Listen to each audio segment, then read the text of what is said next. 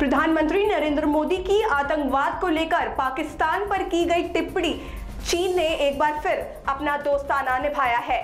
चीन ने पीएम मोदी की पाकिस्तान को आतंक की फैक्ट्री कहे जाने पर उसका बचाव करते हुए कहा कि आतंकवाद के खिलाफ उसकी लड़ाई में मदद करनी चाहिए। पाकिस्तान आतंकवाद से जूझ रहा है और अंतर्राष्ट्रीय समुदाय को आतंकवाद के खिलाफ लड़ाई में उसकी मदद करनी चाहिए। ये बोल भारत के दूसरे पड़ोसी देश चाइना के हैं। चीन का ये बयान पीएम मोदी की पाक पर आतंकवाद की फैक्ट्री के बाद आया है।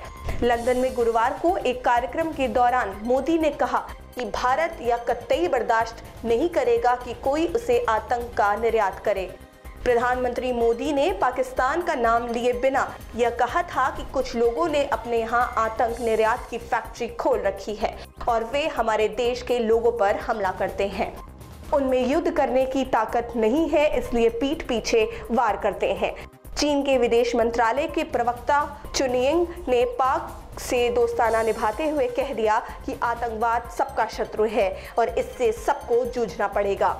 अंतर्राष्ट्रीय समुदाय को आतंकवाद के खिलाफ लड़ाई में पाकिस्तान की मदद करनी चाहिए।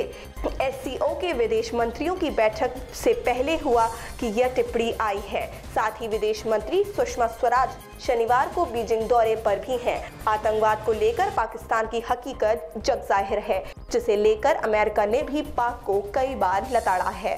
Bureau report, prime TV. Banda में तेज रफ्तार का कहर एक बार फिर देखने को मिला। तेज रफ्तार ट्रक ने टेम्पो को टक्कर मारकर 8 लोगों को घायल कर दिया है।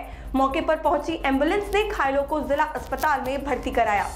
बांदा की मोहनपुरवा के पास एक तेज रफ्तार ट्रक ने टेम्पो को टक्कर मारकर 8 लोगों को घायल कर दिया। राहगीरों ने डायल 100 व 108 एम्बुलेंस को फोन कर सूचना दी। भेजे गए घायलों की हालत गंभीर बनी हुई है। बांदा से भगत सिंह की रिपोर्ट, प्राइम टीवी। प्रदेश के अधिकांश जिले भीषण गर्मी की चपेट में हैं।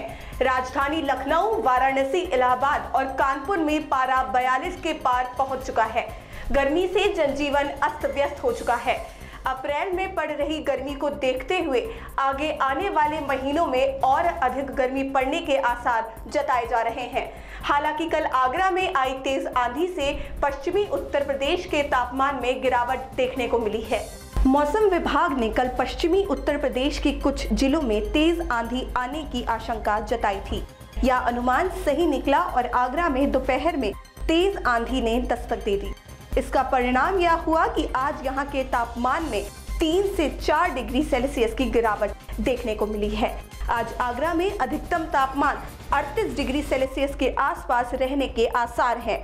वहीं मेरठ का अधिकतम तापमान 36 डिग्री सेल्सियस के आसपास रहने के आसार हैं।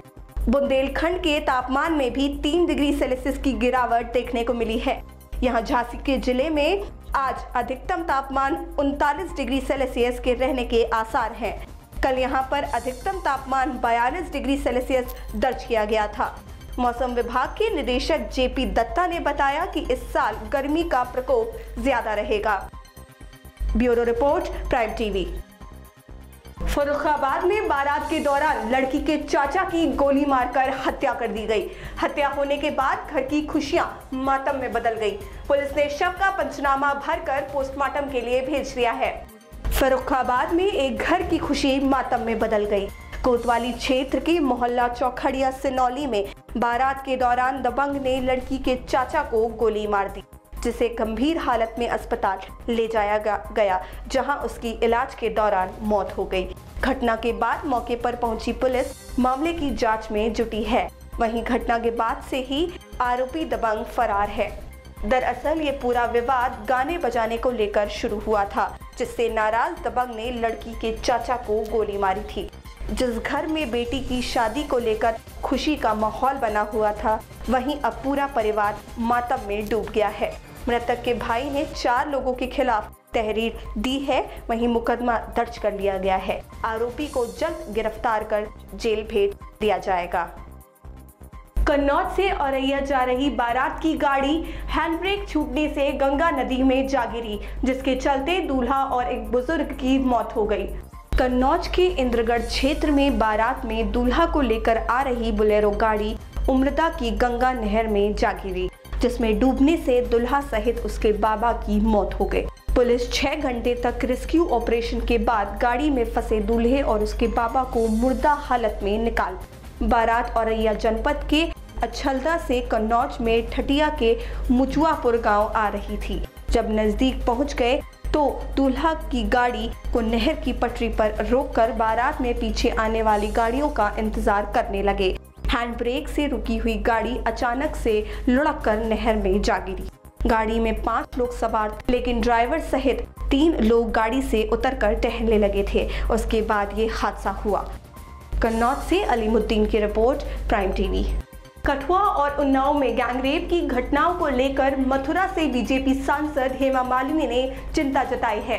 इसके साथ ही उन्होंने कहा कि पहले भी बच्चों के साथ अपराध की घटनाएं होती थीं, लेकिन अब ऐसी घटनाओं पर पब्लिसिटी हो रही है। देश में आए दिन घटित महिलाओं और बच्चों के साथ आपराधिक घटनाएं बढ़ती जा रही हैं। महिलाओं बच्चों के साथ ऐसी घटनाओं पर अब बॉलीवुड एक्ट्रेस और सांसद हेमा मालिनी ने चिंता जताई है। हेमा मालिनी ने कहा कि ऐसी हादसों को रोकना जाना चाहिए, इससे देश का नाम खराब हो रहा है। हाल ही में कठुआ और उन्नाव में गैंगरेप की घटनाओं का देशव्यापी विरोध हो रहा है। कठुआ उन्नाव का नाम लिए बिना हेमा मालिनी ने कहा कि पहले भी बच्चों के साथ अपराध की घटनाएं होती थीं। अब ऐसी घटनाओं पर पब्लिसिटी हो रही है। पहले भी शायद ये सब हो रहा होगा, पर किसी को मालूम नहीं था, लेकिन इसके ऊपर जरूर ध्यान दिया जाएगा। ऐसे जो हादसे हो रहे हैं वो नहीं होने चाहिए, इससे देश का नाम खराब होता है। आपको बता दें कि कठुआ गैंगरेप की घटना का विरोध न सिर्फ देश बल्कि विदेशों तक पहुंच चुका है। इसके चलते आरोपियों को सजा दिलाने और बच्चों की सुरक्षा के लिए कड़े कानून को लाने की मांग की जा रही है। Bureau report, prime TV. राजकीय निर्माण निगम तथा उपसा की समीक्षा बैठक विश्वेश्वरैया हॉल में आयोजित की गई। उप मुख्यमंत्री केशव प्रसाद मौर्य की अध्यक्षता में आयोजित बैठक में सेतु निगम, राजकीय निर्माण निगम व पीडब्ल्यूडी के अधिकारी मौजूद रहे। बैठक के बाद उप मुख्यमंत्री केशव प्रसाद मौर्य ने कहा कि हम सबका उद्देश्य एक ही है। राजकीय निर्माण निगम प्रदेश में ही नहीं बल्कि पूरे देश में काम कर रहा है। के पास ज्यादा काम नहीं है, इसलिए हम चाहते हैं कि कम से कम 50 काम उसके पास जरूर हो। आने वाले समय में चाहे सेतु निगम हो या फिर राजकीय निर्माण निगम हो, इसमें अपार संभावनाएं हैं। हमें अपने साथी राज्यों से भी अधिक काम मिल रहा है, उस पर भी ध्यान देना होगा। राजकीय निर्माण निगम ने 7,500 करोड़ का काम करने का लक्ष्य रखा है। जो भी अधिकारी व कॉन्ट्रैक्टर समय से अच्छा काम करेंगे उन्हें हम सम्मानित भी करेंगे, और जो समय से काम नहीं करेंगे कार्रवाई भी की जाएगी। 2 दिन में सेतु का काम और 1 दिन में 35 किलोमीटर सड़क निर्माण का काम करने का लक्ष्य रखा गया है। उत्तर प्रदेश में कम से कम 100 सड़कें बनाने का लक्ष्य रखा। निर्माणाधीन प्रोजेक्टों को हमें कब खत्म करना है उसकी तिथि आज ही निर्धारित की जाएगी। जिसके जिम्मे जो काम होगा उसे उसकी जवाबदेही होगी। लखनऊ से कवि तिवारी की रिपोर्ट, प्राइम टीवी। यूपी सरकार ने स्कूली बच्चों को जूते, मोजे, किताबें, ड्रेस देने का वादा किया और फिर बच्चों को दिया भी, लेकिन पिछले दिनों इन सब की क्वालिटी पर सवाल उठ खड़े हुए हैं। यूपी के खादी एवं ग्रामोद्योग मंत्री सत्यदेव पचौरी ने कहा कि वो जल्दी ही सीएम से मिलकर बच्चों की स्कूली ड्रेस को खरीद के लिए बात करेंगे। यूपी हैंडलूम और यूपिका को ऑर्डर दिए जाएं तो बेहतर क्वालिटी के कपड़े उपलब्ध करवाया जा सकता है। यूपी की सियासत इन दिनों स्कूली बच्चों को सरकार द्वारा दिए जा रहे जूते, मोजे और ड्रेस पर जमकर हो रही है। पिछले दिनों खराब क्वालिटी के जूते, मोजे और ड्रेस देने के बाद विपक्ष ने सरकार की मंशा पर सवाल उठाए हैं, जिसे लेकर सरकार को काफी परेशानी उठानी पड़ी।